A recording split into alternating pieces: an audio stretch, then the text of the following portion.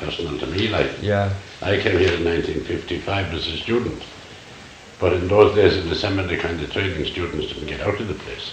I can So understand. you either went down to the university, your class inside, and that was it. You played football out there, and you dug spuds out there, and you went home for your holidays, and that was it. You didn't see anything of the locality. Oh, yeah. You know, if you went to the uni, you were expected to cycle straight down and straight back. You know, that was the system at the time. Yeah, I'm not yeah, criticizing it at all. But as regards getting to know anything about the place Mhm. or the history, you just wouldn't be involved in that. Yeah. Now this place here has gone through all kinds of ramifications since we bought it in the early days. And we bought it because we had a few students in Blackrock Road, and it was getting too small for the numbers, they were increasing. So they wanted a place for a secondary school. So they bought this house and added bits to it, you see. So that's how we came in here in the first day, you know. And it became a secondary school. Then it became a university hostel. Then it became a spiritual year, the first year in our training. And then it became a retirement home. And there was one man here, he was here and did his leaving cert here. And he came back here to die as a prior retired man 60 years later, like, you know, so he'd gone the full circle. Now as regards the buildings, you wouldn't know where you were here in this place. It went through the last refurbishment, I suppose, about 15 years ago, when we got a bit of money and decided to set it up properly with en-suite rooms and all that kind of thing as a retirement home. You know. But some of the rooms that I remember as a student being in, well, they've disappeared. I'm not even too sure where they were. We're doing coffee now in what was the washroom, you know, and you do something else and what was the oratory. And then I'm living in what was the nuns' quarters at the other end of the house. Things like that. That you know, the rooms can change, what you can do with them, with plasterboard and a bucket of paint, like amazing, you know. So that kind of changing has happened all right. There was no hospital or anything when we were here that time in 1955. There was some kind of activity over there one time. We all felt something was happening, and there was a high breeze and it blew a lot of the topside over to us here, you know. But so it was another, I don't know how many years later, that there was a sad turn in that place, you know. Now the football field out there, when we were here, there was a mighty hill up this way, you see, coming up. But just outside there, as you can see there, like, a mighty hill up there, to be trying to struggle up that with a wet football or something. We'll all remember, and at the end then, if the ball went out, there was a bog. You know, the bog is still here, they haven't tolerated it out there. That's correct, yeah. But when they were doing the hospital, then the priest here got the rubble from the hospital to fill up the field here. That's why it is levelled off, you know. Oh, yeah. But then when these people who bought the land office out there, when they bought it, they didn't realise that again. And when they came to build that wall that's out there, well, they had to go down about 6 or 8 feet on the other side, to 6 or 8 feet lower on the other side. If you come in to the shopping centre and swing around there by the library, you see the height of the wall. Yeah. That's because the football field was filled up, and they had to go back down to the foundation, you know. But they didn't realise that, I think, at the time. They also didn't realise there was a quarry at the gate. There was a quarry out there at our gate, what is our gate now. Right. And they had some kind of a system for taking up the water. Some new system. They were like big, like culverts, if you like, but standing in the ground with holes in them. And they were going to take the drainage and take all the water and soak away into the ground and everything. The whole thing was finished, and the first heavy shower we got, there was a flood halfway down the avenue, which meant they had to scrap that system and take half the drains out the front gate and half out to the wall here down near Cardinal Way, you know. But that was all right going out here, but when they tried to go out the gate, which meant they had to go down deep in the gut, they found out in the quarry. That fellow was out there thumping, breaking stones, you know, the machine they had for that. They were there for weeks, you know, things like that. But that's part of the history of the place. Well, one of our old priests here, and he died there a few months ago, at 95. He remembered the quarry quite well, you know. I remember the Dutch elm trees that were stretching from the college right down to what would be the centre now, the roundabout. Yeah. Down there, that's what the gate was. You know. Would that be the roundabout up by the regional hospital? The big one down there, yes. Down coming up the top of Wilton Road, you know. Wow. In the centre, that was That's where the gate of the college. this came, And I yeah. came up then to the house, 2 lines of soldiers, perfectly straight, you know. But they said they had Dutch element disease, so they disappeared overnight. Yeah. And again, with these things, you wonder whether they had it, they hadn't, you know. But when developers by places made marvelous things happen overnight, yeah. you know. The Church Avenue ones, they were taken out as well. There's a date now given in this now I came across in St. Joseph's S.M.A. Wilton. I can give you this. Oh, that'd be brilliant, yeah. Because this is a copy, this was a document compiled by Phil O'Donovan. I don't know if you know Phil O'Donovan. Maybe you do, maybe you don't. But anyway, I have down here, there's an extract from larger document by the parish priest of St. Joseph's Church in Wilton. And it gives you information on when those trees were set, things like that, you know. There would have been a major change. But we're talking in this now here, you see, about Father Zimmerman. I don't know if you came across him in your travels at all. No. Bob Dylan. Zimmerman, what happened with us was, Yeah. you see, we were French founded. And we started in Togher. And we had a bishop who was a Frenchman, he was in India. And he had a row with the people in India because he wanted to ordain the local Indian fellows. And the others felt they weren't fit to be ordained. So he left them. And he came back to Rome and he wanted to go somewhere where he could use his priesthood or his bishopric for the rest of his life, but the most abandoned in the world. And they told him he couldn't go anywhere unless he had a society. They tried to get rid of him. But so after 2 years he came back knocking at the door again in Vatican and said he had the society now. So the Dahomey was the first place he went to in West Africa, and they were French. But then as they came along the coast then of West Africa into Nigeria and to the English colonies, you see, they had no English. So they came to Ireland basically to learn English. So in some of their get a foundation and send over their priests here and learn English. But then of course once they came then they started recruiting. They hadn't much time for the Irish, they didn't think they'd make missionaries, these French fellows, you know. They still haven't tried it, but we don't mind that. So that's how we came to be in Ireland, you know. And it developed then from there, you know. And this Father Zimmerman then was a Swiss priest who was sent over in charge to develop the foundation. And that's why you have the church out there with the roof. Now that you can see in Switzerland, they let the snow off the roof. We don't get the snow, of course, but he didn't realize that. But that's the reason why that roof is like that, you know. Zimmerman, so he was here, and then he decided to see that he needed the school here. Then he wanted a proper church here and a proper school, so he went off to America for 2 years, kind of going around looking for money and gathering money and all that. And he was the man that bought this house here, and he set up the church, and he set up the rest of this building. Another house down there called, we call it Professor McConnell's house. He was involved in that as well. He sold some other fellow house then and he started building cow sheds in front of it. So the fellow got disgusted with him and he sold him back the property and he never bothered with the cow sheds. And after that he was a businessman then. He used to be shipping cattle out of waterfront. That's how he was making money. And the boy had gone off to the mats and buying them and trusting the local man here and shipping them out of water. We bought a cemetery over there in Ballyfihan. Tory Top Road, as they call it. We bought that from the Capuchins. That's one of the first acquisitions we had to make a few bob, you know. And what year was that then? Oh, now that's probably in this now too. When did they buy that? But you can take away this, really, that you later, you know.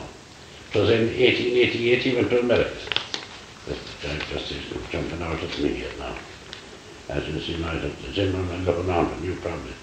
June 88 he entered the firm negotiating with James O'Connor, who owned a fine, dilapidated Georgian house. That's this one. Built in 1796 by Mr. Kevin Esod. Did you come across his name? No. ISOD at Wilton. Mr. Esod's daughter, Lucia, had married a Mr. Leslie, a well-known banker in Cork. So this is with Leslie's Cross, you see. Yeah, I was going to mention that to you actually. That's what that's on now. Leslie's Cross, just a road. And from Mr. Leslie then, the Wilton property passed to a Mr. Good, and from him to a Mr. O'Connor. And the purchase of the property, and some 14 acres, was finally made by Father Zimmerman in July 1888. So that's when we came over here then. 1888. Easy year to remember. Yeah. You can get it well if you haven't boys now with that. And they had a chapel out there, and they called it the Old Chapel. And the people was going for Mass there, and then they built a new chapel, you see, which is 100 and something years old now. So we see no proper church. Yeah, that's what he wanted to do, build a proper church and college at Wilton. And was it always a church of ease? Because we had another member, Mary O'Riordan, and she happened to mention that back in the 30s and 40s, the local people in Togher had no church of their own. Yeah. They were part of the Loch Parish. Yeah, yeah. And that this church here was you couldn't, if I'm to understand it correctly, you couldn't receive confession, right. but you could go to Mass. The priest could celebrate Mass. Yeah, yeah. But he couldn't hear your confession, and I didn't think you could be confirmed. Yeah, I couldn't. You wouldn't. Or married here, but you could use it for normal worship. You want the parishes. Yeah, yeah. And in fact, apparently there was a house here many years ago, and it was known as Summerstown House. Yeah. And there was another house known as Wilton House. Yeah, yeah. Or more properly, Wilton Farm. And either one of them built a footbridge across the Glasheen River. Yes. So that the locals could cross that to access the church, because obviously back then you wouldn't have had Clashed Up Road or any of the other major roads that are there today. Yeah. You'd have to basically cross fields to get to the church. Yeah. Failing that, you could go to the Loch Church. Right. You know, so that's where this area ties in with Togher people. Oh yeah. And there's a guy called Richard Henshin mentioned it in a book that he wrote a few years back. You know, and it also tied in with Dutline property later on, when we bought that place in the 1940s. Yeah. That bottling and Togher there. So. Did you buy that off of a Captain Sarsfield? That an no, old I don't British know. landlord. I don't know. Maybe it is in that. I don't know. They bought it at auction anyway. That I know. Yeah. That's Philippine House, is it above? It'd be one of the houses anyway. Yeah, the one you can see from here. No. It's Dutline House. Oh, this one here? From here, yeah. Where it's Harley Courts now or something? Yeah, that's fine. All right. And the reason we bought that at that time, I think it was 1944 that we bought that. And what was happening was, you see, that in education got a big boost in Nigeria in places, you know. And they were in a big way, so you had primary schools all over the place. And then they were coming up to secondary school. But they had no third level, no university, you see. So you couldn't get qualified. So you were depending on degrees from overseas then and that. So the various outfits were negotiating the Holy Ghost, I suppose, in Kiltegan and ourselves in the Column. They were all talking about getting some place for African students. And our fellow got tired to listen to them and decided to go off on his own. And this property came up on the market. And he bought that property as a hostel for UCC and bring over our own Nigerian priests. And then when they came to do BAs or BScs or whatever, then that's why we bought. We were interested in the property. We had no interest in the farm as such, you see, but we wanted the house. And I think something like we had £15,000 in total, our total assets at the time. And the solicitor was kind of, he was authorised to go that far. But he went to 16 without any authorisation. And it turned out afterwards that the people that were bidding against us, whoever they were, they didn't want the house at all. They wanted the ground. For setting spuds, for making crisps, you know, hardened panels, I suppose. And if we hadn't known that, because the person that owned the property got far more out of it, obviously. When they were told, that's how we wound up with Dutline Farm, you see, which is up there now where you are. That was part of it, you see. We didn't want that at all, because we weren't into houses or farms or whatever. But of course we took it, and it turned out a great asset in the long run, of course, the farm, as it did in recent times, you know. So that's how we acquired that property at all, you know. Then there's another one down here, as I say. We call it Professor McConnell's house. That's mentioned here too. That's our house. That's the house and Wilton House, I think. You'll find that in here too, you know. What do we call it? Garandara House, is it? Garandara? That's certainly in this because I read it earlier this evening. And it's Wilson Park House. Now, this one, Thomas Jennings, bought property from Father Zimmerman and constructed a fine house for 1903. Jennings was the mineral water family from Brookfield House, College Road. Decided to get married and move out from the family home at the time Zimmerman was considering the construction of cow houses and hay sheds for the farm. It fits in well because its foundation is still there. Wilton Park House. His chosen house was to the east of the college. Where do you The think top of Garandara that, The townland. which now abuts the Sarsfield Road. That's what it's down here now. That. He sold back the house and land anyway to Zimmerman at the cost price of £1,300. That's still standing in disrepair. Yeah, is it? Yeah. Beautiful. Is it the house that we visited? I think it is. It's over to the right. It's beyond. It's just above Eagle Valley, and to the right, as we're looking now, of the reservoir. And it's in a bad state of disrepair, really. And the old Cork Bandon Railway used to pass just above it on the brow of the hill. Yeah. And we used to have 3 access roads into it at one time. Yeah. One from the now Sarsfield Road, and one from Ducline. Yeah. And it seems to be a bit of a mystery because nobody seems to know who lived there or who owned it. Yeah. But obviously somebody must have lived there at some time. And somebody was doing it now too. Did you name somebody that owned it there when you were talking? Did you say a name? Did I? Yeah. I don't remember. When I was talking here now. Yeah, about it. Well, there was Esau, this crowd, but that's this house. You know. And what did we say? Mineral water crowd. Brookfield crowd. Jennings. There's a Jennings mentioned there, and he's the only one that's mentioned in that. It's amazing it's still left in disrepair, and it's in such a beautiful location. Yeah. It must belong to somebody, though. Somebody else. But there are bits like that, I suppose, around. Yeah. There's now from, say, the gate of Ducline up to the house, the avenue. That was never incorporated in any of those bits and pieces they sold.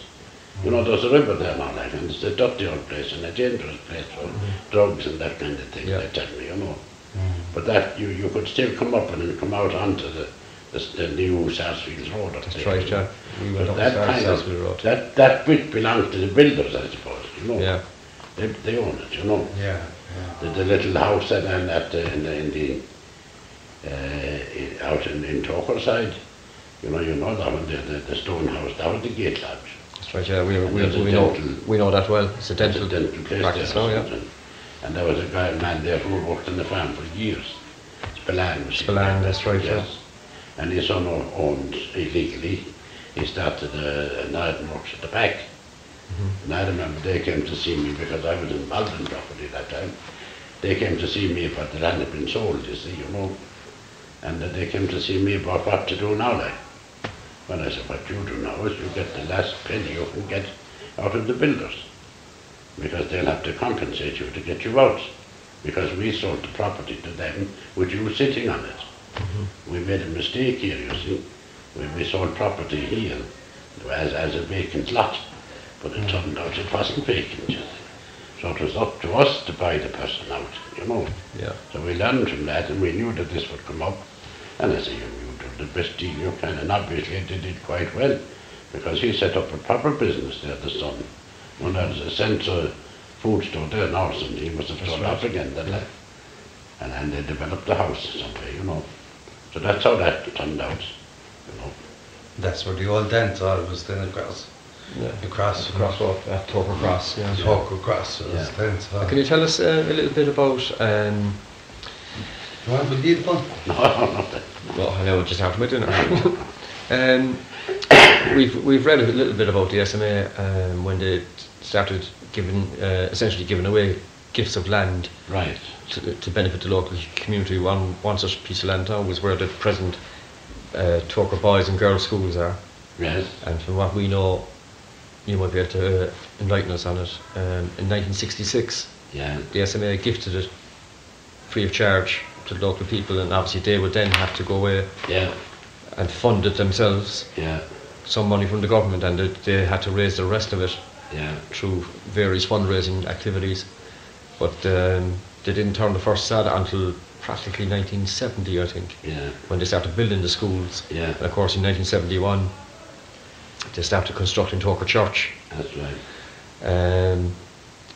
And a little later on, I think around 1983, there was another piece of land given away Yeah. for the purposes of building a secondary school, Right, that's which right. never came to pass. Yeah.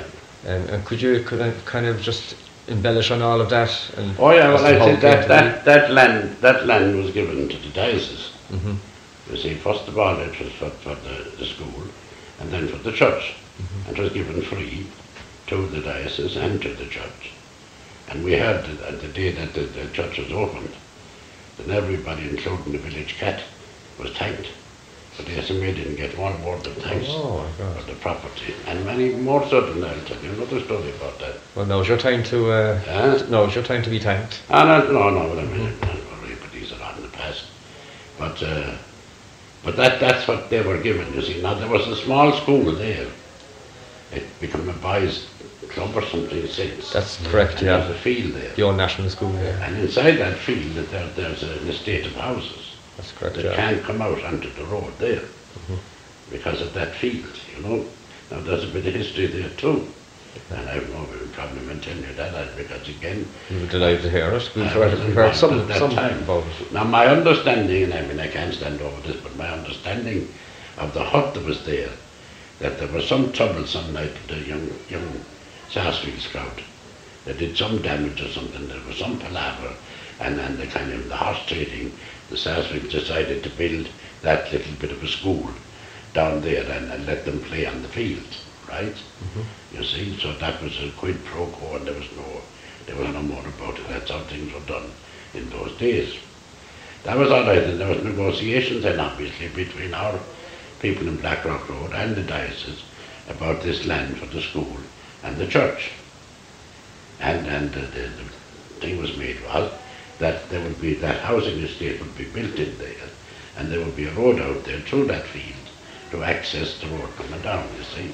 And that was all agreed between the bishop and our society people, the provincial and whatever. There's all the documentation that was there. We came and we sold that land to Wilton Securities.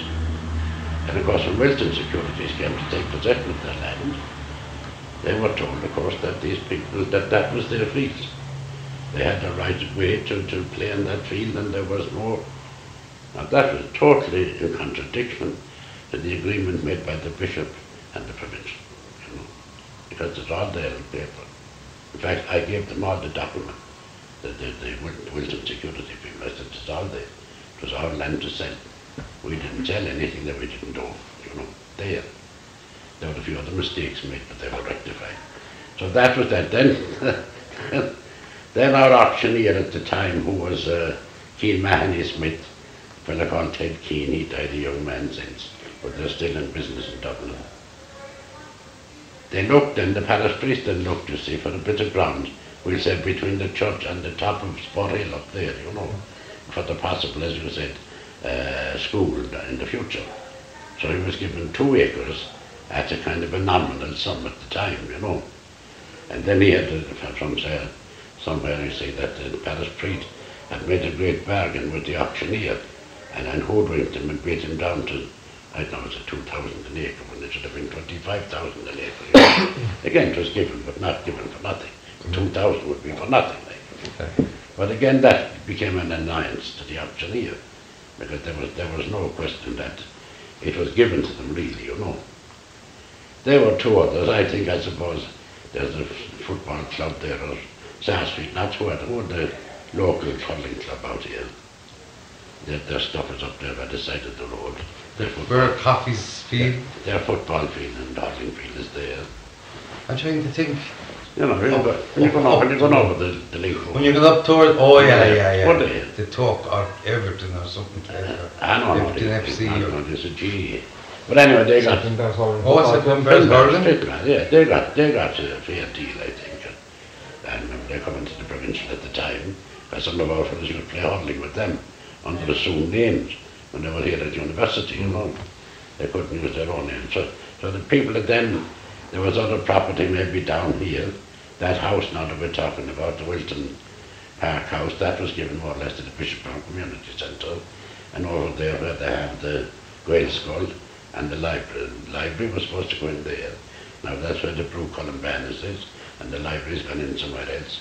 But that was given as well, you know. Oh, the Wilton Park House is where the Denny's Grass meeting is. That's right, they meet there now, yeah. Yeah, there's the Gael Skull for quite a while. Yeah, there's a Gael Skull in the back of it. Yeah, and then there's... Yeah, I was listening there as well, because we visited a house, and like we were probably at cross purposes there now. The house we're talking about now, it's if you go through Eagle Valley, it's you have to actually go through a security fence, a gap in the security fence, and it's an old... You should even nearly see it from here. Yeah, it's a very old house now, but originally it was enclosed like a courtyard, right. almost like workmen's houses, which are now gone, but the house itself still stands, but it's really, it should be demolished really, like, but it's a beautiful example of an old house, an old big house in Togher, you know, and it's the only house we've actually been able to access. The rest of them are either refurbished or demolished to make way for all the various housing estates around here now. Yeah. And we can't seem to find any information whatsoever on the house, its previous owners, and obviously it must have been important because it had 3 access routes. Oh yes, One from Ducline side, one from the North Sarsfield Road. Yeah. And a very kind of beautiful entrance. You could always imagine, if you could kind of clear your mind's eye and just cast away all the debris and all the vegetation, like that, this was obviously a place of importance at one time, you know. Just a minute. Hello? Yes, I'll read to you later, Michael, alright? Okay. Alright, sorry about that. No, it's not. Oh yeah, but so there'll be property around like that and people who have died off and everything. But you'll find that if you put a shovel on it and decide you're going to do something with it, somebody will come out and soon tell you this is ours, you know. Yeah, exactly, yeah. Like, obviously your area of interest would be the fellowship house. Yeah, Philippine house. But I'd say also now with the Ducline house, I'd say that was vandalised as well, of course. We had it. I remember. It was properly vandalised, though I was even thinking of it this evening. They dug the fireplaces out of the wall and walked away with it, you know. And it was set on fire. But we thought it would be demolished altogether, you see. But obviously some local group fought to keep it, you know. And then builders give in to these things. You can call it horse trading or whatever you like, but it's part of life too. That's the way life goes on, you know. Because from our own research now, especially Ducline House, that the Sarsfields who lived there, they had lovely stained glass windows. Yeah. And obviously they were trying to emulate, you know, the royalty back in Britain, and like the husband and wife would have like the portrait done in stained glass. Yeah. And apparently, from what we know anyway, you might be able to clarify it, that when the S.M.A. took it over, that was one of the first things that went. Oh, they took them out, is it? Took the stained glass windows out. Yeah. And especially then moving up to your house, they owned a couple of properties, like the fellowship house now, it was called Between as well back in the 80s and 90s. Yeah. When you used to bring kids down from the north. That's right, yeah. And I think eventually then your crowd took it over, but they removed several fireplaces, and you know the one I'm talking about, there's just one remaining. Yeah. It's of great antiquity, you know, it goes back hundreds and hundreds of years ago. Yeah. You know, so essentially that's probably since the house was built. And there's a better one in the other room actually. I can't see us putting in fireplaces like that. No. Not at all. The one below in Fellowship House now, if it were to be taken off, I'd say it would fall to pieces. I'd love to be there when they do it. I'd love to save it for the museum, because there's a museum going up. Why, are you going to take it out? Are you going to knock it down or something? I'd like to preserve it, Yeah, just because it's the only one left yeah. in Philippine house. It's the original one. And I think myself too, and what we've discovered as well as you go through a lot of the history of Togher and indeed the surrounding areas, is that following independence there was an awful kind of backlash. And you know, a lot of these houses, as you say, like when the original landlords decided it's better to get out of here, Oh, you yeah. know, Oh, yeah. that people moved in and Yeah.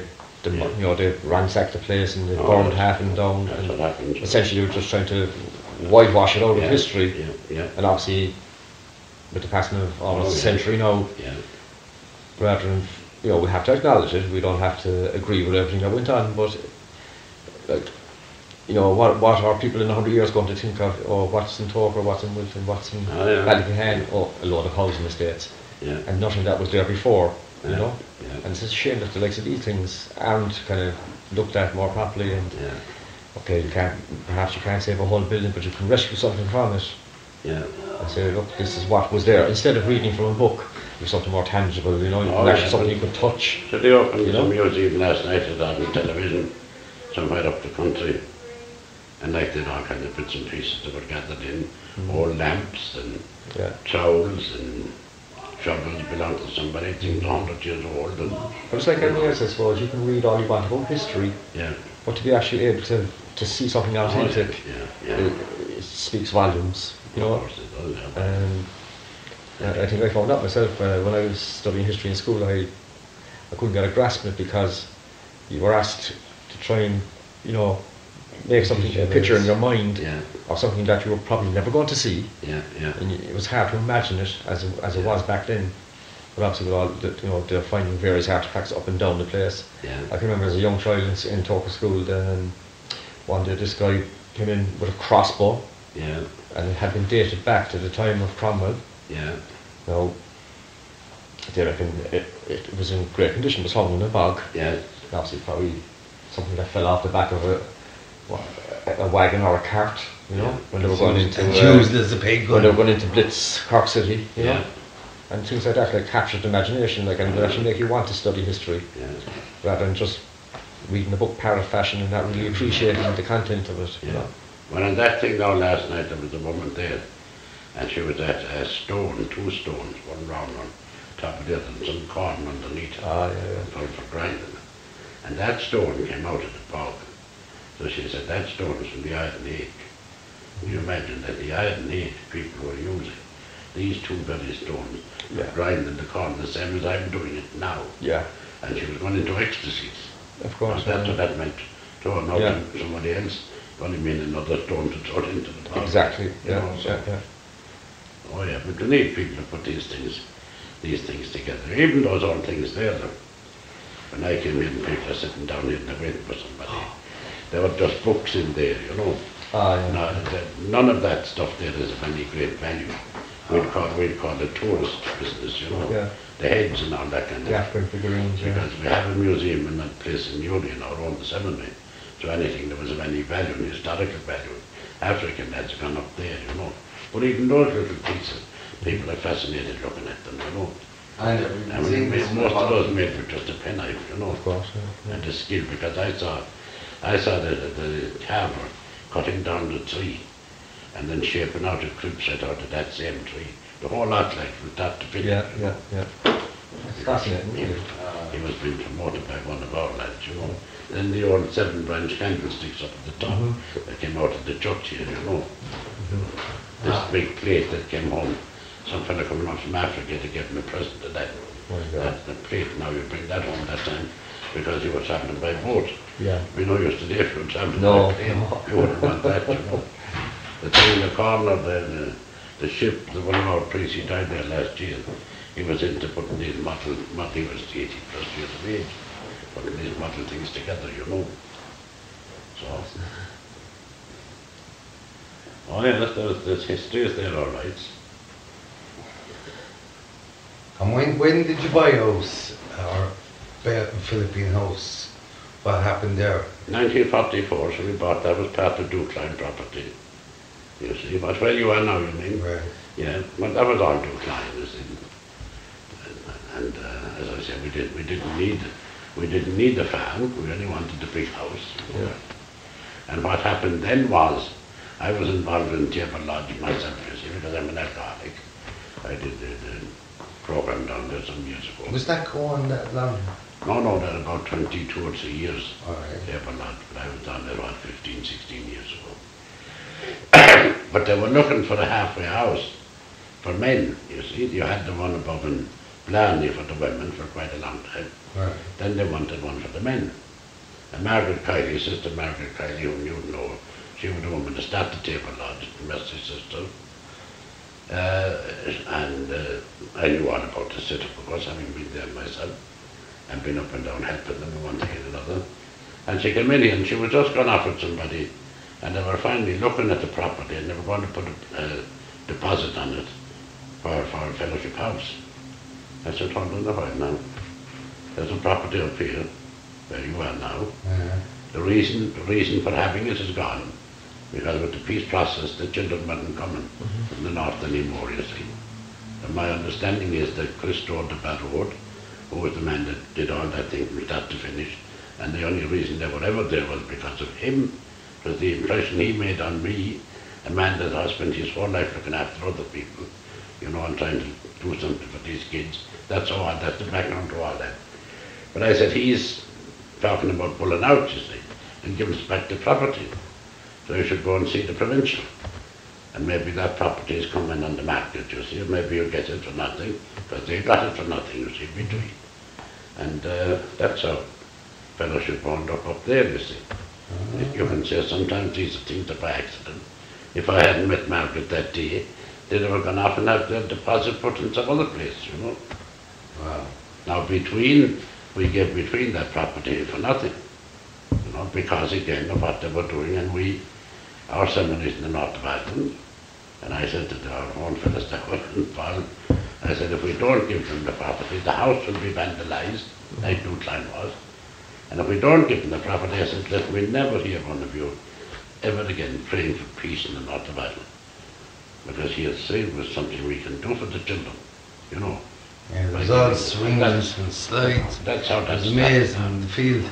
And there were all kinds of strange fellows, like you wouldn't think they'd be involved in charitable works or anything. Yeah. But it was they set it up, and they built it up, you know.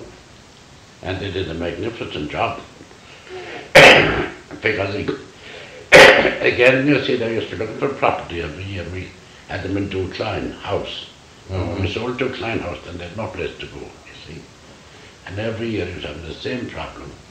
And then of course, in the beginning, everybody took them in. Nuns and brothers and everything, their colleges, you see. And of course, the next thing, there was a window broken and there was a door broken. I mean, what would you expect to happen if you took in those kids, you know? Yeah. That turned them off, then of course they expected now nice little boys and girls to nonsense, you know. That's not the way it was. Damage that. So that's how that's happened, and that's how fellowship is up there at the moment. Now it's going on. The new building should have been built there long ago. That's a book in itself. Yeah. The number of the years then, and for what's his name above Finbar. Nobody else will keep that one on Finbar. And his dedication to get that building, you know. Amazing, man. Amazing. So there's a story. And we still have a lot of ground up there, you see. We have 60 acres or something up there on that road, you know. That's a green area at the moment, you know. And would that be where that wouldn't be where Lenmore Park is? Where which? Lenmore back over where the new football ground. I'm going to have one of these if you don't mind. Well, you walk away because I'm just having. Yeah, I walk away, son. But when you go up to the top of the road, right, and turn right up the side of that road on the left, that's all our property up there, where Eamonn is and beyond, you know. That's all open, But essentially, so is it? It's let to Richardson, I think, it's the farmer up there, you see. Yeah. He's some of it, and maybe others as well, I don't know. There's a house up there, I think, called Richardson's house. Which called? Richardson's house. Well, that's a farmhouse, yeah, he's yeah. You have another old house then up the road of the... What's it called? Oh, that's Chetland House, that's going further up, or more properly known as Spur Hill House now today. Yeah. But it's always interesting to know, like a lot of the land, you can kind of tell that somebody owns this now. It doesn't look like it's been used, but somebody somewhere owns it. Because obviously the SMA still own quite a bit of land up there. It's just let. As I say, it's just let. Don't you think I was busy, lads? You know, I mightn't get a call in 6 months. Hello? Yes. No, I find that. Eileen, I'll ring you later, all right? Well, welcome back from China anyway. You see now, praise the Lord. Welcome home. You'll be back sometime tonight, will you?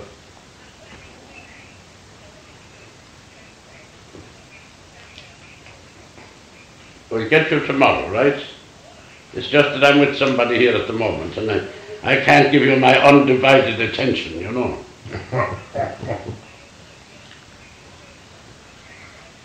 Oh.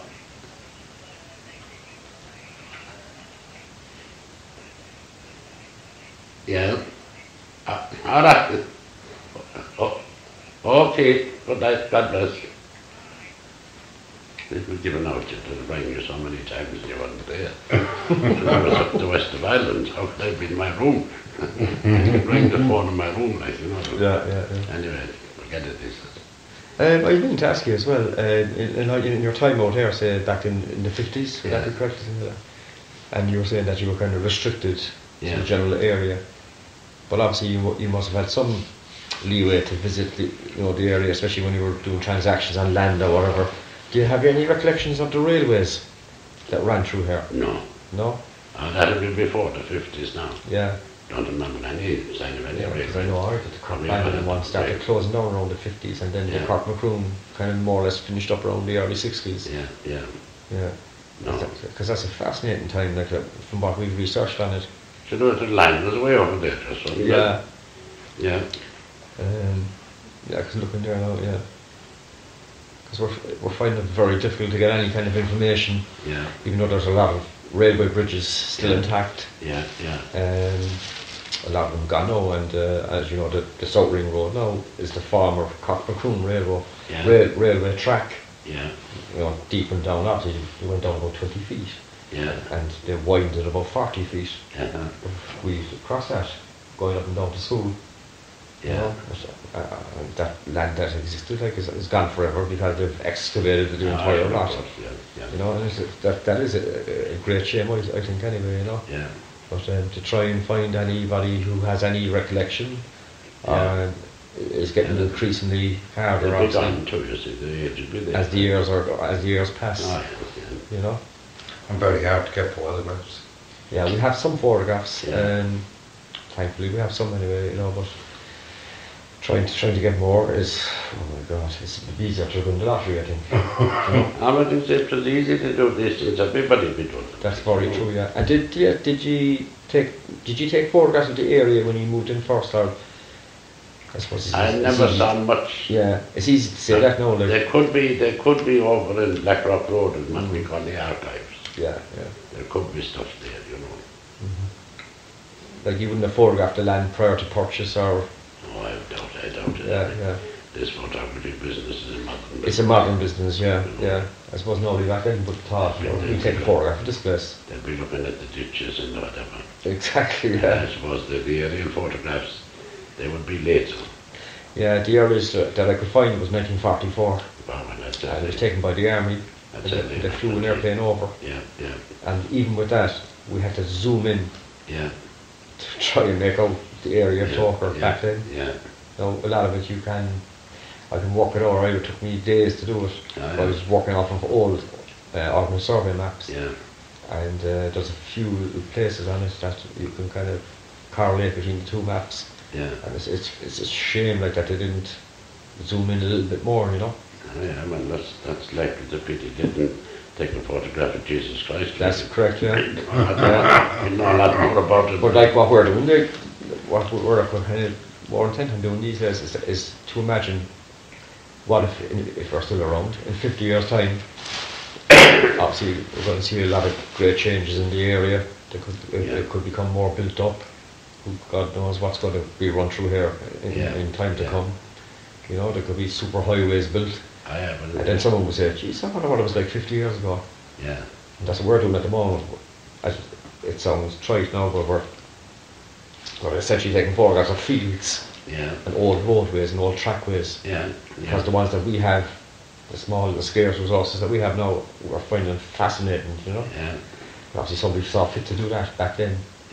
But we're doing it now with a view to how would this look in 50 years' time. If someone was researching Togher and said, oh, so that's what it looked like.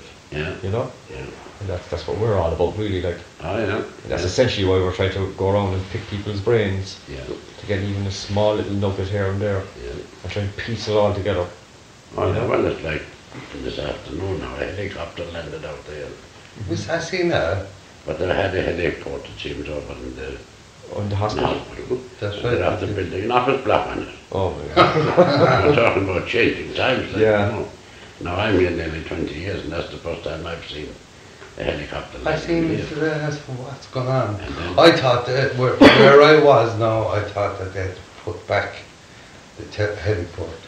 I suppose 2 years ago, if you were building something, it was done with great care. It took a long time to do, but now with modern construction materials, you can have something. You can have it up in a matter of months. Oh, of course. So you could take a holiday from here and come back in a year's time, and sure they could have any number of structures put up, you know. And of course, plenty of people on them, you'll have them finished. But now we're then today that there was negotiation went on between the hospital and here, and the custom insurance and all that kind of thing had to be ironed out, you see, nowadays, you know, before. But some people in the house knew all about that, more of us didn't know anything about it, but that doesn't matter either. But I'm just saying like that, how quickly things can change. You had a helicopter, now why is the helicopter landing in Wilton, you know? Our parish priest was in hospital, we said he was coming back, you know, he came back tonight by taxi. Oh yes. But for yourself, anyway, do you feel you've seen a lot of changes? Oh, we have, but things as well. You see, now we what you might say in the beginning of Africa, where we work out there. You see, got that independence in 1960, and the changes from that time on. And they started running their own affairs and the change. With the I went out there in 63 or 4 at that time. But the fellas who were there before the 60s, with the old colonial and all that kind of thing, you see, you know. And then the 60s came in and there was money there that the Brits left after them, and that was given out to principally for education. So our fellas went off hammering towns, building primary schools. Very often they had a bit left over trying to build a church out of it as well, like, you know, they'd shepherded the money so well that they'd been 40 classrooms as well as an African might only build 20 for the same money.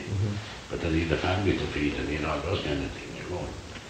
But all that, and then we had those schools and we ran those schools and we built up the secondary schools and then we got degree people from Cork to come out.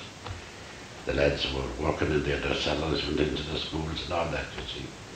And then of course one fine day the government looked at all this and thought there must be big money in this, and they decided to take the whole lot over.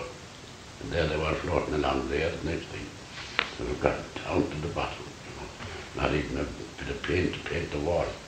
I had schools out there and I went back and saw them after 10 years. Mother of God, you wouldn't believe it. We're talking about change. And those schools were spick and span every year, because the holidays we used to paint them up and make the repairs and all that kind of thing. And you know again, the next holidays you'd have the same repairs to break windows and all that, you know. But you wouldn't blame the kids for that. So you see great changes there then, you see. Then the military started taking over from the civilians and that was more change. And you have this new thing now in Nigeria where all these women are being kidnapped, you know. Just yesterday again it seemed there was another crowd of them, that kind of carry on, you know. So things you don't know where you are, like, you know. And some of our fellows have gone through all of that, you know, and survived it. There's a man just here now in the house, I suppose he's 54 years out there, you know. He's just retired now, you know. Another man retired after 55 years, you know. And he was telling me then, you see how he'd get on, and he'd have a sleep in the afternoon, you see, from 3 to 5, because they'd been out napping, it would be too hot. That was 3 hours. And he would sleep at night, he'd sleep 9 hours at night, you see. From 7 to 5 in the morning or something, which would be whatever 9 hours. God, I said, you slept half the time, don't they? I said, he did 55 years there. So you could say he slept half. He slept half at 9 until 12, he slept half the day, like, you know. He never told me again he did 55 years. Well, he slept for 25 years. Yes. So in that sense, change and education, for God's sake, when I was growing up, it wasn't that few went to the full secondary school, Yeah, you know. yeah. The rest of us didn't go, so I didn't go, I never did the leaving cert. I did an exam after the intercept for the clerical officers, and I got a job in the civil service. So I never did leaving cert. I was up in Galway the other day, and this woman came in for prayers for her daughter, her son, who done the leaving cert. I said, now, missus, you can tell him now when you go. I was sitting outside the door with another fella. You can tell him now when you go home. I said, you met a priest and he never did his leaving cert. And he's quite happy. That's what happened for anybody's exam, you know. Oh, yes. And as regards having professional people from that strata of society, no, God bless it, was not held up. But now all that is levelled out, that bit, you see, you know. And you have a new middle class now, of course, that have forgotten again maybe the underclass, you know. Yeah, I suppose too, back then, like even in the 30s, 40s and 50s, and even into the 60s, I can remember my own parents talking about it as well, that you were kind of like, you did your primary cert. Yes. And for most, that was essentially the end of But you could read and write and do your sums. Yeah, yeah. Very well. But I do remember, actually, even my own mother, God rest her, she did her primary cert. But one thing I remember about her, she had beautiful handwriting. Yes, yes. But yet, if you were to kind of say, you know, education-wise, she never attended secondary school. Yeah. You know, Yeah. raised a large family, but Yeah. her just fell in, and her handwriting was like watching, you know, like script. Copperplate, yeah. Now I've gone through the education system like this, and I have to admit my handwriting is atrocious. I will want they brought in the big biro, you see, if you ruined handwriting. Yeah. That ruined handwriting, you know. I can actually remember the old headmaster at Togher School, Flor Delay. Yeah. I can remember him coming into one of the classes, and he brought in this box of biros. Yeah, yes. Up to then we were just using pencils. Yeah. Now we'd advanced beyond the quill, you know, the feather quill. Yeah. Even though we still had some of the old inkwells in some of the old desks That's that right. they kind of kept out in the old national school. Yeah. And I can remember him bringing these fancy things into us, you know. You know, and obviously there was a price attached to them. I think it was like 5 pence or something like that. Oh, yeah. We were on that to get these things, you know. Of course, with their own writing. Yeah, it's probably true, yeah. Once they came in, you could scribble away with them. You see. Scribble away, like in... With the pencil, you had to be careful. You know. Yeah. Or the pen, the nib. Yeah. Oh, that's true. So when you think of all those kind of changes, and the change in housing that has taken place, you know. I remember the first year I went away, I was up in Galway, and one day Christmas morning we went for a walk down to the beach a couple of miles, where we passed this house, and there was frost and snow on the ground there. There was no door, only an old sack, and the smoke was coming out of the door, and there were 3 or 4 kids out at the opening looking at us, you know. We had apples and oranges, of course. No way would they come near us, you know. So we left them down there and went off at the walk. We came back, they forgot, of course. You know. But that's, when you walk down that road today, there are mansions on it by the same people, you know, their ancestors, you know. Oh, yes, it's true. Life has changed. As we discussed there as well, like, you know, talking about social housing, and they were essentially just slapped up, Yeah. you know, because of the population boom, and you have no double glazed windows, and Yeah. you have no central heating, you have no carpets on the floor, and yet we often said this, like, we were never ill, never sick. Yeah. I think everybody got the measles. Yeah. We got that done and dusted with. Chickenpox. Yeah, and then we got on with it, but nowadays kids are suffering with asthma And all sorts of Yeah, complaints. they're too fussy with their kids. You know, they're kind of like, you know, it's like temperature controlled environments and everything, and yet kids are, I reckon, kids are just susceptible to everything that's going on. Yeah, because the way they've been raised. Whereas the likes of us, you know, we were more or less, we were more or And less you the were same as our crawling- parents were You were raised. crawling along the floor. Not so long ago, I told a nephew of mine, the twins, and they're crawling on the floor and picking up bits of duck and putting them out and everything. I said, well done, you know. The mother put them out of the fireplace. Like, I said, well done, the two of you, you haven't been properly, you know. Exactly, yeah. Otherwise, my God, they'd have washing them out, watching their eyes. Their immunity would be gone. Yeah. And all the antibiotics then. And if anything happened to you, the first thing you do, you run to the accident emergency. Yeah. So they're clogging up the accident emergency every night. Right. Whereas before they'd ask their mother, Yeah. what about the child? He has this terrible, she said, that'll be gone in the morning. Throw him over your shoulder, whatever, you know. All that kind of thing, you know. So they're the changes, they're the big change. Now you have this thing that's going on at the moment. I mean, the babies and the nuns. Now, from the sound of it now, you think some of those nuns murdered those babies and threw them into a septic tank. Can you imagine any such nonsense, you know? And another one then says, the nun grabbed and the nun gave away my baby. Now the scandal is that society at the time could not deal with somebody who had a child out of wedlock. That's correct. Yeah, I was actually talking to a taxi driver, And and he actually mentioned the same thing. He said that everybody knew what was going on, but everybody wanted to turn their heads away from it and pretend it wasn't happening. Yeah. And so they wanted somebody else to deal with it. Oh yes, of course. You know, instead of perhaps obviously hindsight is a great thing, but you know, I mean today now, if anyone has a child out of wedlock today, they're not going to take the baby off her and incarcerate her into an institution, thankfully. Yeah. You know, we move beyond that, like, but that, you know, the government and society have to be blamed as well, you know. Oh, without a shadow. Because everybody contributed in some way towards what But we've done, you know. if the places weren't being run properly, Mhm. they surely had to be inspected. Yeah. And the people were paid to inspect them. And there should have been reports. And if the nuns weren't doing their job, they should have been told they weren't doing their job. Yeah. And you'll find by and large, the nuns did a very good job, but there would be some cases that shouldn't have been nuns, they weren't temperamentally suited for that kind of work, or maybe they couldn't deal with children and all that. And the Sartor lady down there in Brisbane had a very good point, that with the state of the children's health at the time, and the poverty and the shortage of food and everything, if an infection got into the nursery, it would run right through it. And you could have 10 died, you know, 10. That's what I mean. Any place we lived, there were children dying all over the place, you know. But instead of saying, well, there is a problem there, let us look at it, find out the facts, and then analyse it and see what we can do about it, maybe to rectify what happened. Instead of that, we go off about a septic tank and 700 babies thrown into that, and oh dear Lord.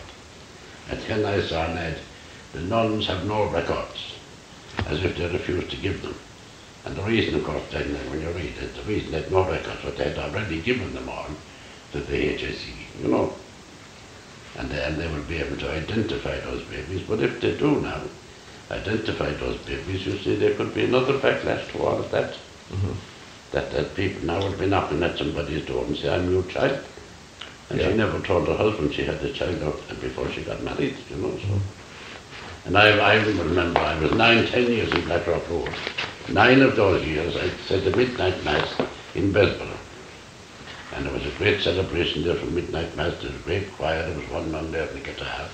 She was very good, and all the girls were there. I gave a day's retreat down there one time to those girls. But there were quite a number of girls there who put themselves in there, you see. They didn't want anybody to know. So then they sent their letter to you in Dublin so that you could post it in Dublin to their mother in Kerry. And they got through the six months or whatever that way, without even their own people in Kerry ever realising that they had a baby, you know. Yeah. And they were there of their own free will, you know, and they were giving their baby up for adoption. That's what they decided, you know. Now it must be a terrible thing to take somebody's baby if they don't want to give it. But how would they go, at that time, how were they going to look after it? They had no backup, they had no background, the family didn't want them, the nuns couldn't keep them, you know. But when I see this, and not one person has stood up then and said a good word for those nuns, you know. If I have one priest now and two bishops on and not a word out of them, they say, well done. Only encouraging them to get involved in the inquiry, as if they wouldn't. That's implied kind of a slander in that too. You know, we had a bishop telling the nuns they should get involved in this. And of course they'll get involved, what's he telling them for, you know? Does that mean he thinks they won't? You know? Oh no, I get annoyed. Because I was born in 1935. I mean, I knew what we had for our tea. Bread and butter, if you were lucky. Have the butter, maybe a bit of jam, and that's the tea. Like. Breakfast, a piece of bread in the morning, you were out to school. So much so that they gave us 2 fine slices of brown bread in the convent every morning at 11 o'clock and a penny of milk. Remember those little tin things? Milk, and that saved a lot of people, you know. I remember all that, you know. And when I hear some of these people today giving out about this, you know, that they weren't fed. Or you got a clip in the ear in that time. You got that at home too, like, you know. Yeah. You know, so it's with hindsight, as you said, while it was. Yeah. Hindsight is a wonderful thing, like, you know. But there's also the danger then, as you see. The next question then is compensation. That's ruining our society as well, isn't it? You know. If you stub your toe on the road now, you're on compensation. Yeah. Fellow's out of work, twisted his ankle, out in the back digging the garden, he went out to the front and got into the hole and started shouting, and he got 6,000. He was on the Gay Burden one time, I had him on the radio telling the story. He got 6,000 pounds for twisting his ankle in his own backyard, you know. Tell him that, of course. So our life is strange, our country. But I was up there in Mayo last week, in an area outside Castlebar, and it struck me that it was like one big family, the area, you know, the community spirit that was there, and the church was there, and they were involved in that too, and the pub was there, because the fellow I was with, he was celebrating his 70th birthday, and they were only going to the pub after the meal, and going for wandering on the way home. And as soon as they opened the door, of course, there was happy birthday, 70 years, and all this mighty crowd. The crowd used to play cards with every night, you know.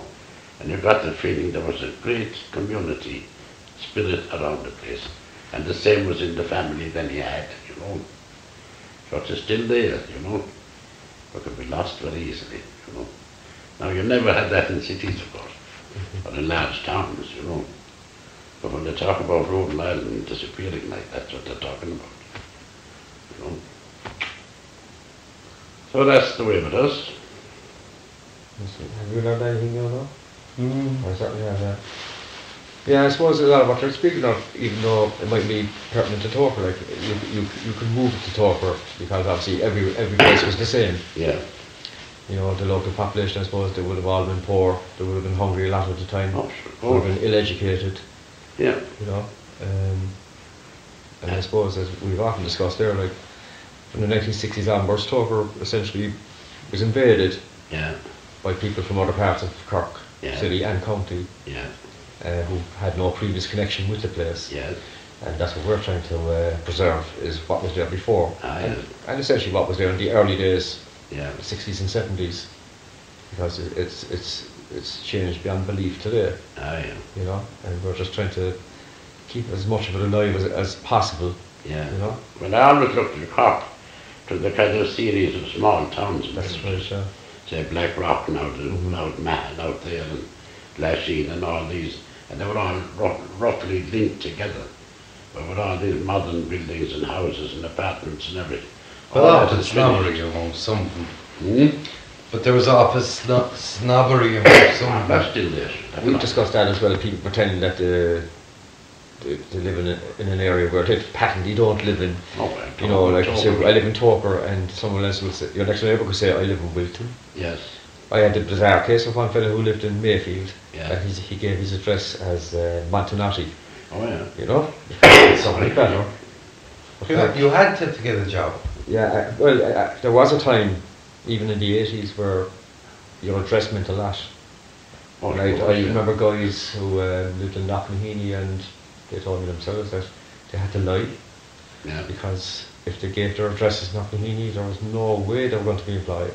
And the same, Togher more or less caught some of that flack as well, you know, and and obviously he was from Wilton, from Bishopstown, and from Drew Klein. Ballyhan, you know. Drew Klein is to the Togher, you see. Yeah. Well, when I lived in that kind of an area in Tralee, now it would be the Knocknaheeny of Tralee, the Crescent, exactly what you said there, you see. And if we gave our address at the Crescent, there is no way we'd be trusted, first of all, to be given a job, you know. But the civil service, you were only a number. You were number 76, and that was it. Yeah. No matter where you were from, Yeah. or who you were. Otherwise, I would never got a job in the civil service.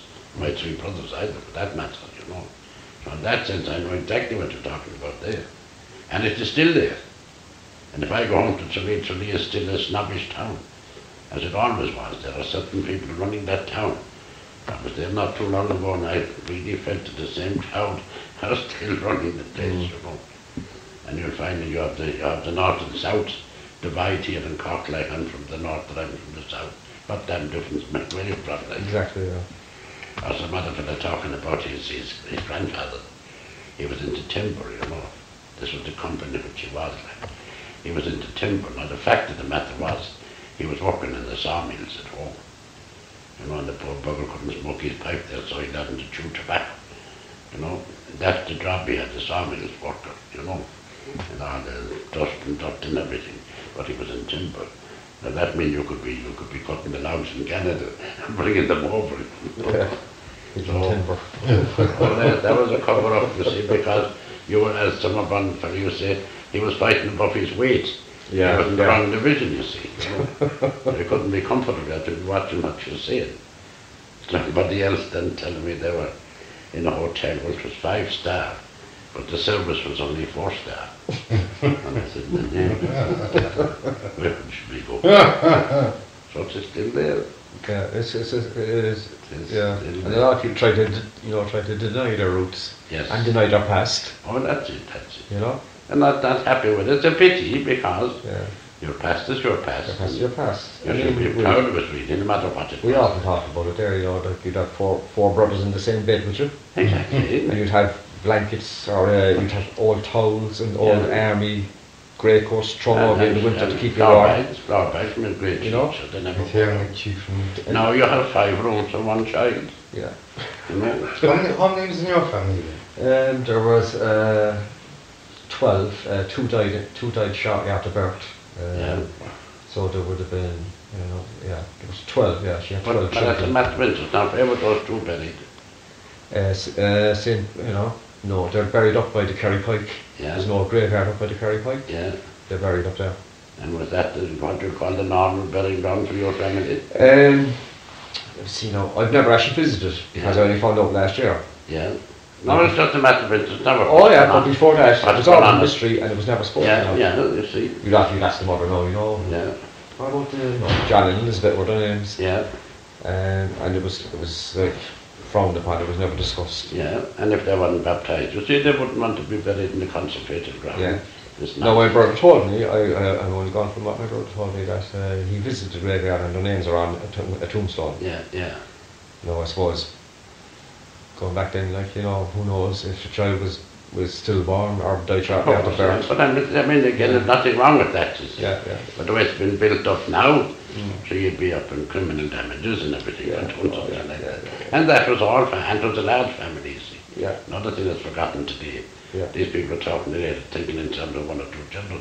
No. But you have 10 children, you have 12 children. Yeah. And whatever bit of resources were there had to be divided in 10 ways. Like, That's very true. That's very there true. wouldn't be Yeah. much of the penlock left by the time it'd be finished. They often make You'd a have joke no there, chance. like, You'd have no chance anyway. You like this bread so much. So I often made a joke there that I didn't put on weight till I was 20. Yes. You know? Oh yes, our first up, best dressed. Whoever was up first got the bestest clothes. And survival of the fittest at the table. And the hand-me-downs, you see, Yeah. the hand-me-downs. And cutting stuff up and making more clothes out of them. There was a dressmaker near us at home. She was a marvellous woman. She'd make a jacket out of anything, you know. You'd have to give her the zip, but apart from that, she'd come back with a jacket that you'd be very happy to wear. It's very true, very true. It's hard to say when we say times have changed, that they certainly have changed, you know. They certainly have changed. And there when I over the years, maybe get a copy of the Kerryman or something, you'd see a photograph of a dress dance, you know, and a dress dance and a whole lot of them people that you'd recognise from the, excuse me, from the equivalent of Knockneeny to the equivalent of Knockneeny or on the Brunner, and say wanted to dress dance, you'd say, well done, you know, and they might even get the top prize, like, you know, you say, well done. A great spirit in people, you see, because they wouldn't be kept down if the spirit was there, like, you know. Yeah, yeah. And the younger ones then got a bit of education and they'd get on all right and hold their own, like, you know. And of course you have trade unions and you have all those kind of things for that, to thank for that too. Yeah, you know? yeah. But we're in a mess at the moment. We are actually, aren't we? The country's in a mess, I'd Yeah, say. yeah. At all levels now, the church and the police and the politicians. At all levels, you know. Maybe Sinn Féin will be our saviour yet. Well, that's what a lot of people are hoping, but a lot of people are also saying that once they're in power, it'll just be a case of more of the same. Yeah, change, yeah. Now you have to change, you know, you can't. It's easy in the armchair, you see. But then again, some other people are arguing that, okay, everybody votes them in, they formed a majority government or they form a sole government, and if they go down the same path, then they've all had their day in the sun. Oh yeah. You know? Yeah. So this, I think they have a golden opportunity now. Yeah. Yeah. That they never had before. Yeah. And let's hope that they stick to their guns and you know, have to wait and see what happens. But I feel myself that Taoiseach is up to now because they tried to follow that plan. They followed it well. They didn't charge the people at the top as much as they should have charged, but they're in a situation to do it now. They can still do it, you know, yeah, and try and balance that book some way, like. But the poorer people are being bad in proportion, far too much. They are, of course, yeah. Far too much. Yeah, the medical card too. And there's an awful lot of nonsense being spoken about austerity.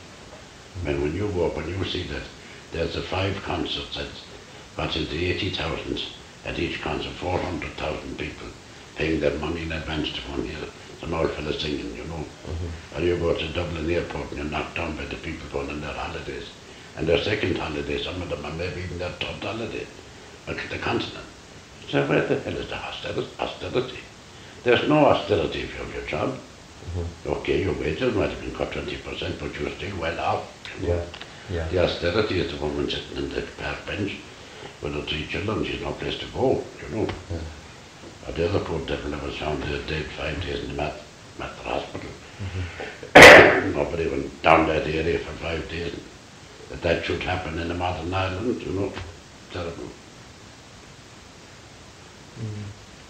But where is it going to be in 50 years' time? A very good question. All this place here could be levelled. Could be green fields. For sure, yeah, we won't be here. It could be green fields. And all owned by the Chinese or someone. Chinese will be in there. Or they're more than that part the Kingsley down there, I believe. They're moving in, you know. All they have to do is link up all their restaurants and the whole place. You like Chinese? Yeah, I would be excited about it. Yeah. But the fella said to let you down in after about 2 hours, you know. Yeah, yeah. You can't beat a bit of Irish steak, you know. No, indeed. Oh my God.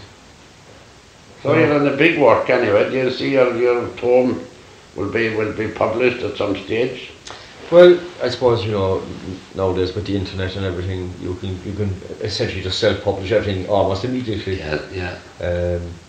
Whereas before, like, you know, to let other people know about what you're doing, you'd have to write a book. Yeah. But I suppose nowadays you don't really have to go down that avenue anymore. Yeah. Because, to be honest with you, most number of people I know who would pick up a book are very few and far between. They'd have their mobile phones in their hands, like little computers. Oh, that's true, but you'll have to put it in paper. And that's where they access their information from. But you'll have to go onto paper to be preserved. Yeah.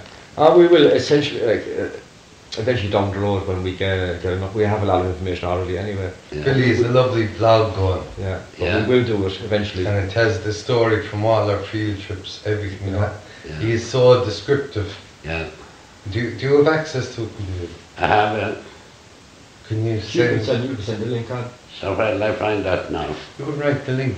I can write the link down, yeah. And he writes all about who we meet, all about the buildings. Yeah. We photograph stuff like Yeah, that. it's essentially an online diary of what we do, but it also includes Yeah, but interest. That'll be very interesting for us as well. You can give me a reference or something and I can be looking up.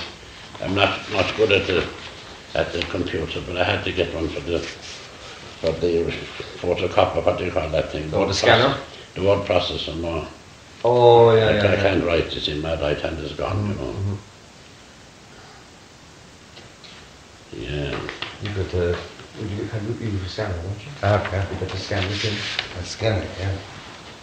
You can scan this in, and I'll take that. I can guarantee you within an hour there'll be 350 people after seeing it. Yeah, We've, but take that away. We've members all over the world. Yeah, you might find another bit written in some of that later. You can look at that, you do leisure to it. Brilliant. Much the same thing we've been talking about, I think, really. There's some fella's written a book then about the area over here. What's his name? Is it Hinchin or something? I thought I'd written that down somewhere. Henshin, Richard Henshin, yeah. Yeah, Richard Hinchin, Hinchin. that's the one. He know about he that. based all his areas of study will concentrate on townlands, Yeah, which is what I essentially set out to do as well. He covered a lot of the townlands of Togher, but he didn't cover all of them. yeah, You know, yeah. but what he did cover is fascinating. yeah. No, he's not an easy read. No, it is not, no. He's very eloquent in his speech, and Yeah. if you were reading it now without knowing the subject matter, you think you're after picking up a book written in the 16th century. Yes, You yeah. know, whereas I was cycling through it all And and just take out what's detail in relevant. it. I couldn't read it now, I must say. And he is very difficult to read, but having said that, like a lot of his research is based on what he picked up from Pearse and from conversation with people over the space of 40 years. Yeah, yeah. And he's written books on farming, he's written books on everywhere, you know. Yeah. But he goes on a townland by townland basis, Yes. and a lot of it is very detailed. As I said, no, a lot of it's almost impenetrable, but some of it is insightful, you know. But, Yeah. but I mean, I enjoyed it because I was finding something out that I didn't know yes, before. yes. Well, you'd be able to read it. you And see. I did it for the love of it, you know, just Yeah. to find out. And I was excited by a lot of what he wrote. And as I said, some of it kind of, you know, you were kind of clinging on for their life to try and get through the paragraph, you know. Yes. But I came out the other side anyway, unscathed, and Searching for the nuggets, yes. the nuggets, you know, and that made it all the more worthwhile. And I actually I tried to purchase the books, but they're only available in the library. And I paid so many fines to the library Yes. with these books that I could have purchased the books maybe 3 times over at this stage, Yeah. you know. Probably what we should have probably done was got a scanning project on the way and just Yes. scan the whole bloody lot of it, you know. Yes. Giving back the book to you. Here's the book, and the book is inside out and upside down. And Yes, Jordan or something. Yes. and there's another guy actually, Tom O'Keefe he lived in Togher, and he wrote a book a few years back called Togher Past and Present. That's more accessible now as well, and it's more Togher centric.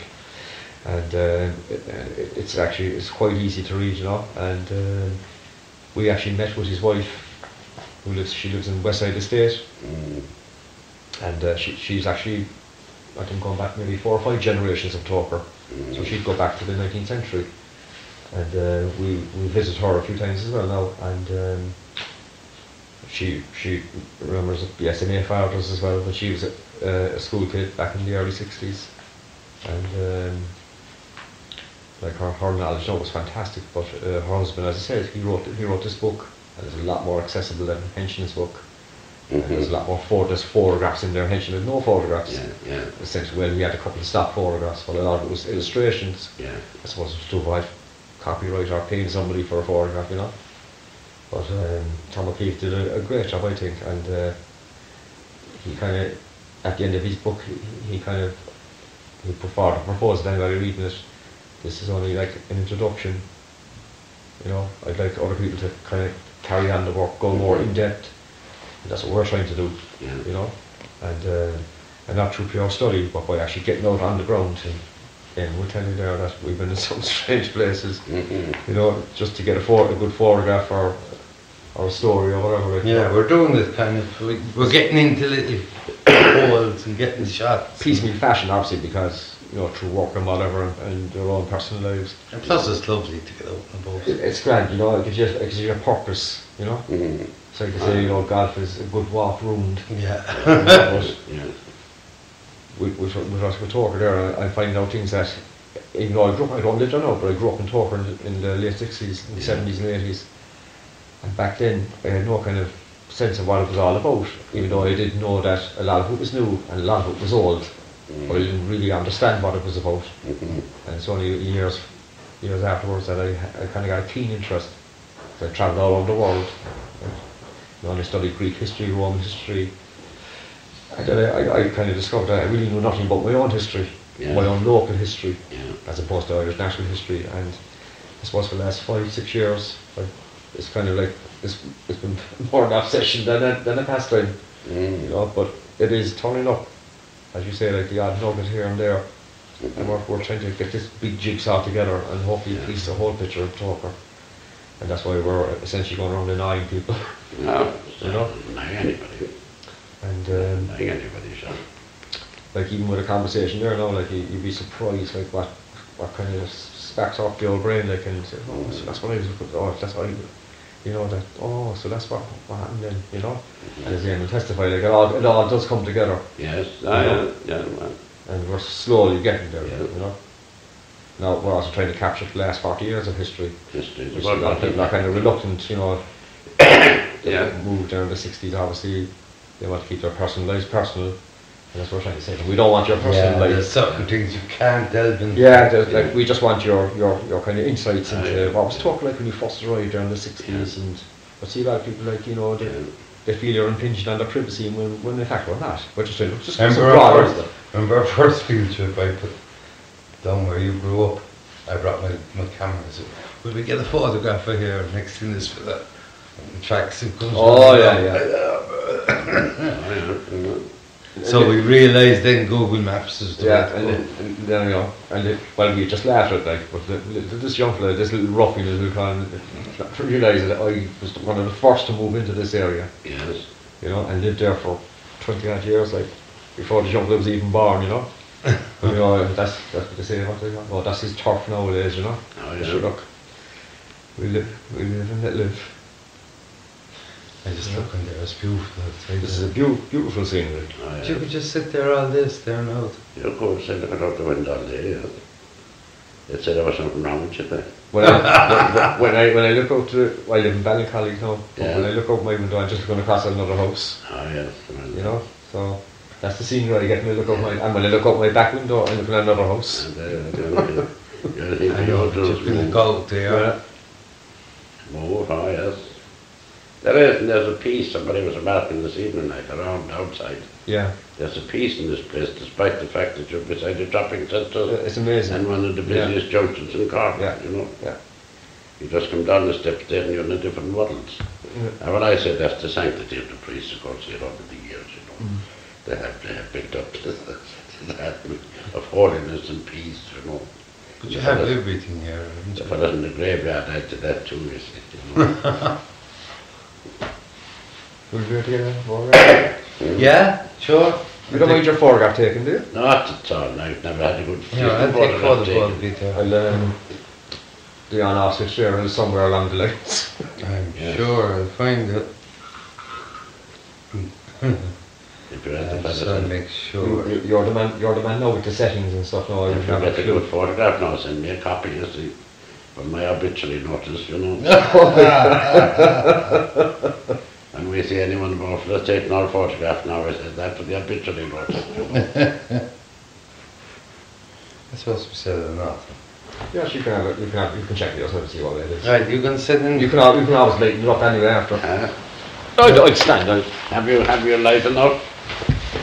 You still wearing the same coat you did? Every photograph I have just caught in it. I'll take that on, I'll give a nice jacket on you there. I'm only joking. No, I'll take it off because every photograph I have, Yeah. No. I think people think I've only the one set of clothes. Are you ready? That's all right too. Is that a good photograph now? Jeez, the hammer we going again. Won't fall over anything. Yeah? Perfect. Perfect even. Yeah. Yeah, it's the photographer Not just of the done, group, you know. perfect, right? He's the photographer of the group. Is that right? Unless you want to straighten up a small bit. Huh? If you want to straighten yourself up a small bit. I have to stand Because up. you look like a man. No, you can sit down, but. No, that's too low, you see. The chair is too low. Alright, so Straighten up. stand in there now, we got one. Stand and deliver, he says. Yeah, lovely. No, No, that's the perfect. first two are only imitation, of course, you see. He didn't even have a film in it. No. Perfect. How's that now? Lovely. I don't know, you're too far away from me. You keep your head sideways. Huh? You good? You keep your head sideways, do you? Up the straight and small. Like everybody, they all lean into the I photograph thinking there's not enough room. Yeah, yes, I could hold out the stick, you see. Alright, so straighten up, just keep your head Well, straight. Well, if I thought we'd get rid of the stick as well, so that's what that is. Now, straighten yourself, please. Yeah, we ready again? Lovely. Now, let's get getting better, that's it. She's Huh? gotcha. Perfect. Huh? Last one was perfect too, huh?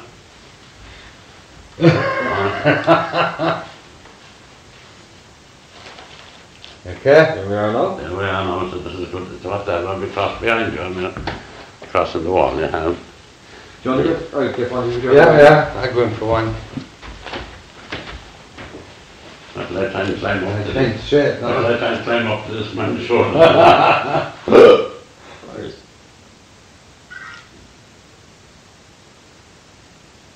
Yeah. My eyesight's not. I haven't put reading glasses at all. My eyesight's not brilliant. Ah, yeah. Not perfect. Perfect. Praise the Lord.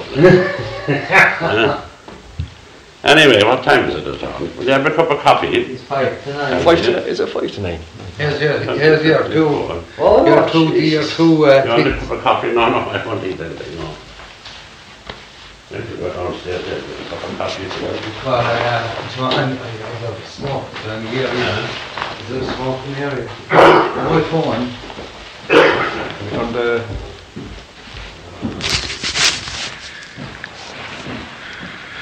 Over there then, would he have been kind of like instrumental in setting up the S.M.A? Oh, he set up the S.M.A. now. We get a photograph of that. And if you're looking for a change then and how things have changed, the centenary then was, of the society was in 1956. And of course there was a big celebration here in Cork. And look at who was at it, you see. Now this is 1956. That's the Cardinal, Costello, Sean T, the delegate, Galway Bishop, De Valera, I think there, Cork Bishop Lucy, the Bishop where we had in the North of Ireland, Lord Mayor de Cork, the Lord Abbot of Mount Melleray. If you were having that function today, you'd be lucky if you had the local bishop. Yeah. You'd be lucky if you had the local bishop. And That's true, I suppose, yeah. you had everybody in Ireland there and that. You Get know. the photo of that. Yeah. I'll let you do the photography. That's your part. Yeah, my card there. Has it look come out now? That's taken just outside the door there. That. Now that's another one some sort of put up where they were messing around before the photograph. Ah, yeah. Now you have maybe 3 or 4 other pictures here that come off. Now, That one as well, yeah. That's the actual photo. I'd like to turn the flash off. Oh, so it's the flash on it is. I'd say it's in settings.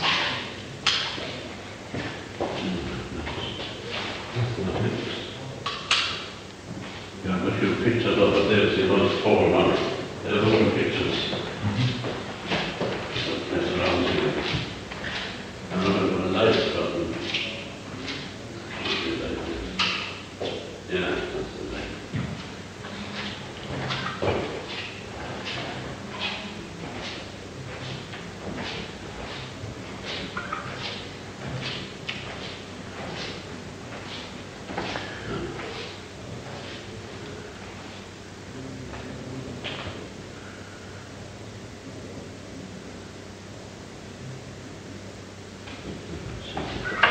that one there now, see, I don't know what year they had on that. There are two workmen just down beyond the farm. This is another one. Whatever that is. St. George's College Chapel, Wilton. Yeah.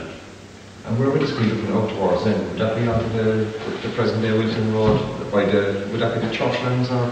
Well, it's hard to know what that is, you know. I look at the hills here, though. Yeah. They're kind of drawings, if you like. I mean, that's the church. The road is like this, you see that? That's a good one. So you're looking back towards maybe the north side of the That's right, yeah. Oh, But I think that's just a drawing, you know. 1849. No, 1899, that is, yeah. But I'd say it is a kind of a drawing. That one is the same. This one is an actual picture, all right, and shows that. That's recent enough, that one is. There's another one up there, and a nearly photograph. But this is recent enough too. This one here, you know.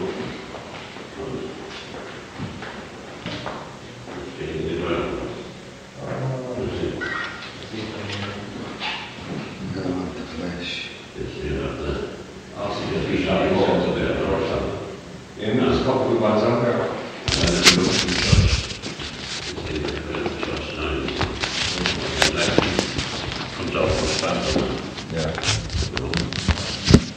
And that's been knocked down. And that's where the centre, palace centre is. That's the science down there with the toilet. So I've been taken into palace centre there. And out of this you have another the residence and chapels and that kind of thing, you know. But it's fading away, as you can see now. That's really good, yeah. And the graveyard, I don't know if you were over at that time. It's just sort of beyond that age now, you know. That's a good one. Is there anyone else with a shopping center as well? I put my finger over the flash. It's not going to look again. Don't take your finger any further.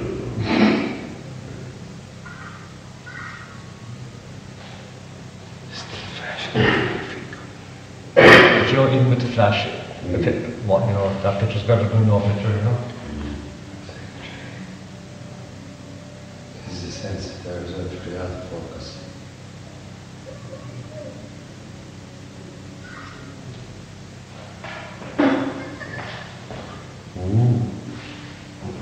And is this like a family tree of founders and... They've been the top kind of our problems now of our society. From the founders, the men who founded the Frenchman who was in India. And the bishop, he's up here now, so just picture him up here to this. Oh, yeah. So he'd been the number one guy, and this was the man that he left at home to keep everything going. And it comes right around to Kieran O'Reilly, who was the last one that's there. He's from Father Matthew Park. He was a superior general, and he's now the Bishop of Killaloe. And we have a new man in there now, Corporal Driscoll. He's from Red Cormac, he's the present superior general in Rome. You know, Paddy Harrington, this man here was retired in the house here now. He's former Bishop of Turkana, if you've heard of Turkana, the desert and all that. Out in northern Kenya, you know. So Zimmerman would be kind of like the local man on the ground, so... Well, then politics happened. Zimmerman with the local man did all this. Yeah. There set the station felt there should be an independence from the French. And of course the French didn't want that. And the fighting was going on. And they finally gave in, and they gave it. But he was not the man in charge. They put another man in charge, and he wound up in America. Politics. I suppose without him, the problem would have been in society, you know? When in Ireland, now, I said, without Zimmerman, and this man here started, he was a killer man. Yeah. And this man who gave him the money, you know, would have made a difference in society. I mean, they probably survived that race. But there's always somebody comes up to do these things. No. We get that cup of coffee, yes, man. We got another